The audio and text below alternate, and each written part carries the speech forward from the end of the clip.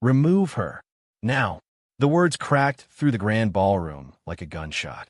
Music died mid-note. Laughter vanished. Even the soft clinking of crystal glasses stopped. Under towering crystal chandeliers, hundreds of wealthy guests froze in place. Men in tailored tuxedos, women wrapped in designer gowns worth more than most people's monthly salaries. This was the Harrington Foundation Gala, an invite-only event, a room built on money, power, and unspoken rules. And at the center of it all sat a black woman in a simple lavender evening suit. Her name was Naomi Wright. She didn't look nervous. She didn't look impressed. She sat upright at a table near the front, hands resting calmly beside a half-filled glass of water, her eyes quietly observing the room, reading it. That calmness was exactly what infuriated Richard and Elaine Whitmore. The couple stood only a few steps away, dripping in arrogance. Richard's jaw was tight, his face red with irritation. Elaine's lips were pursed, her eyes narrowed like she'd just discovered a stain on her perfect evening. Richard lifted his hand and pointed directly at Naomi. She sneaked in. He snapped loudly, making sure half the room could hear. I've attended this gala for 20 years. I know everyone who belongs here, and she doesn't. A ripple of uncomfortable murmurs spread through the guests. Some shifted in their seats. Others avoided eye contact. A few nodded, silently agreeing. Elaine crossed her arms and let out a dramatic sigh. This is exactly what happens when security gets lazy, she said sharply. This gala is for donors. For owners. Not for charity cases pretending they fit in. Her words sliced through the air. Naomi slowly lifted her gaze. She didn't rush. She didn't flinch. Her eyes met theirs, steady, composed, unbothered. No anger. No fear. No apology. That silence, that confidence made the couple even angrier. Richard scoffed. Look at her, he said, not even embarrassed. Around them, the room held its breath. Some guests watched with guilty curiosity. Others waited for security to do what they expected. Naomi said nothing. She simply sat there, calm, dignified, unshaken, while an entire room silently judged her presence. And in that moment, no one realized the truth. The truth that would turn this elegant gala into a nightmare for the very people who thought they owned it. Thomas straightened his posture. Ms. Wright, he said carefully, his voice measured but unmistakably tense. I didn't realize you'd arrived already. Richard frowned, clearly irritated. What do you mean by that? Thomas didn't answer him.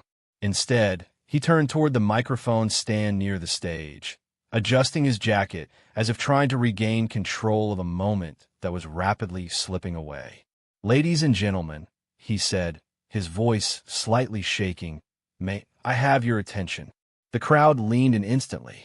Conversations died. Every instinct in the room sensed that something significant was about to happen. Thomas took a breath.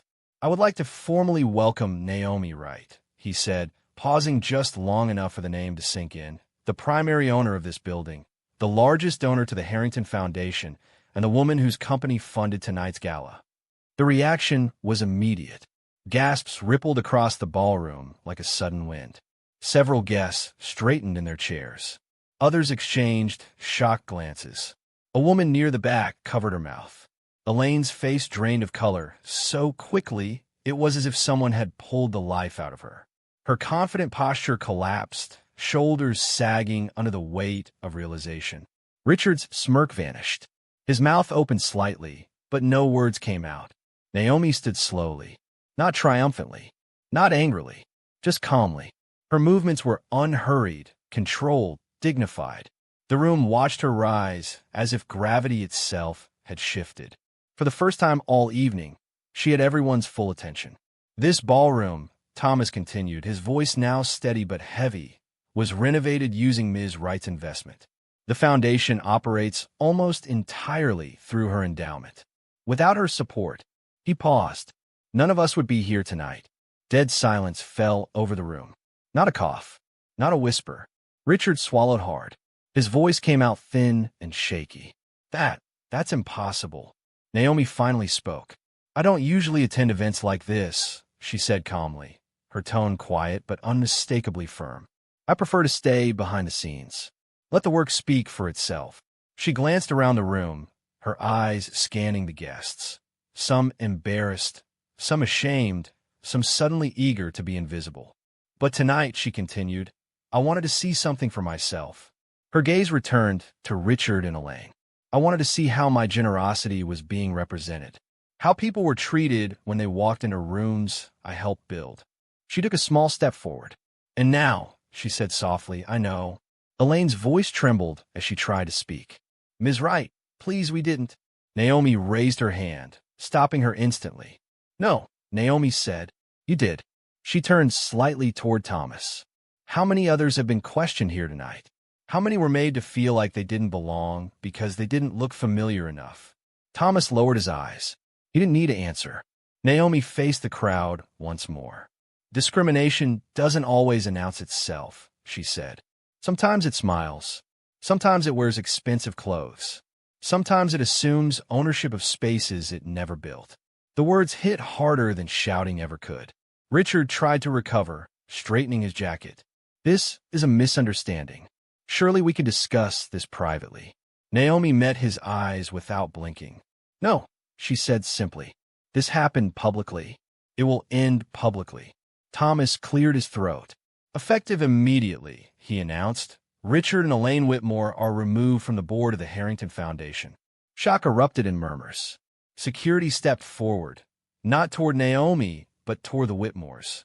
Elaine's voice cracked. You can't do this. Naomi spoke one final time. I already did. The couple was escorted out of the ballroom they once believed they owned. Guests watched in stunned silence as power, arrogance, and entitlement dissolved with every step toward the exit. The music slowly resumed. Naomi returned to her seat.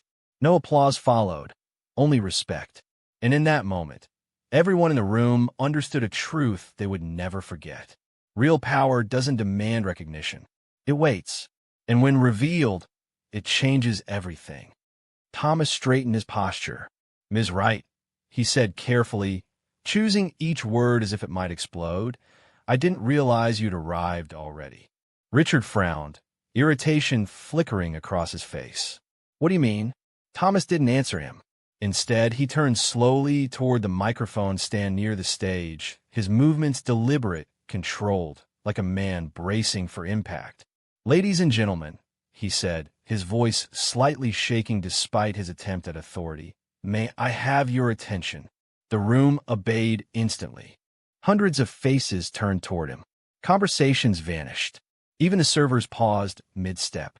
The crowd leaned in, sensing that something far bigger than a simple misunderstanding was unfolding.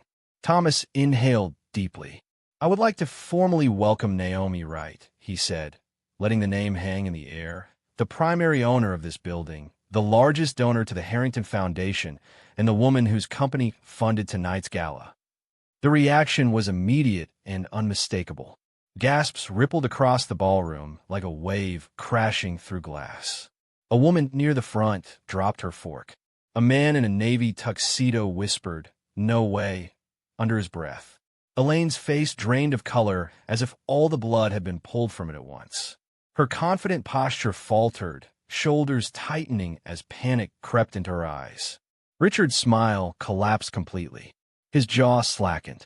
His chest rose and fell rapidly as reality slammed into him with brutal force.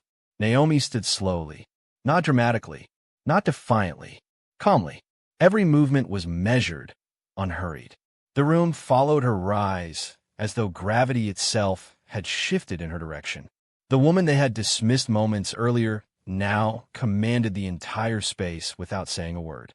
This ballroom, Thomas continued, his voice steadier now but heavy with truth, was renovated using Ms. Wright's investment. The foundation operates through her endowment. Without her, he paused, allowing the weight of the moment to settle. None of us would be here tonight. Dead silence. Not a cough. Not a whisper. Not even the clink of glass. Richard shook his head weakly, disbelief spilling from his lips. That's impossible. Naomi finally spoke. I don't usually attend events like this, she said calmly, her voice even, composed, but impossible to ignore.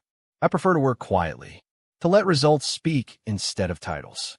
She glanced around the room, at the chandeliers, the tables, the guests who moments ago had looked through her. But tonight, she continued, I wanted to see something for myself. Her eyes returned to Richard and Elaine. I wanted to see how my generosity was being represented, how people were treated inside the spaces I helped create. Elaine swallowed hard, her voice trembling. Ms. Wright, you didn't know. Naomi tilted her head slightly. That, she said softly, is exactly the problem. She took a small step forward, her presence suddenly filling the room. Disrespect doesn't come from ignorance alone, Naomi continued. It comes from assumptions, from believing ownership looks a certain way. She turned toward Thomas. How many people have been questioned like this? How many were made to feel small before tonight? Thomas couldn't meet her eyes. That answer was enough. Naomi faced the guests again. Discrimination doesn't always shout, she said. Sometimes it whispers. Sometimes it wears expensive clothes and calls itself tradition. The words settled deep.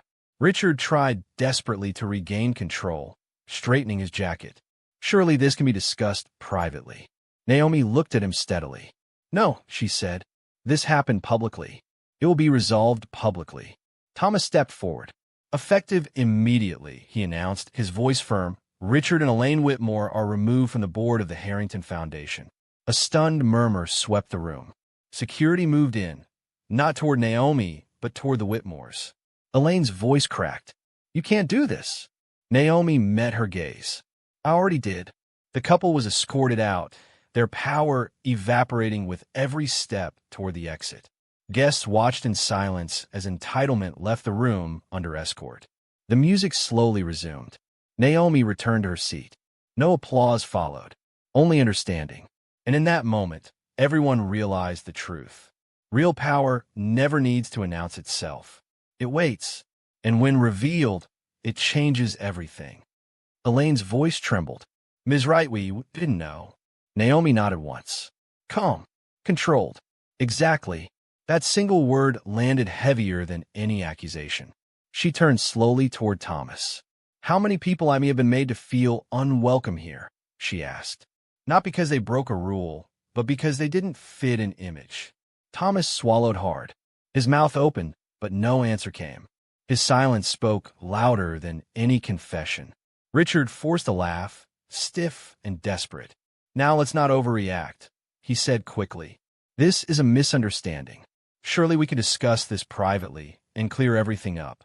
Naomi raised a hand. The room froze. No, she said firmly. This wasn't a misunderstanding. She took a small step forward, her heels echoing softly against the marble floor. This was entitlement. Her eyes swept across the crowd, across the guests who had watched quietly, who had nodded along, who had chosen comfort over courage.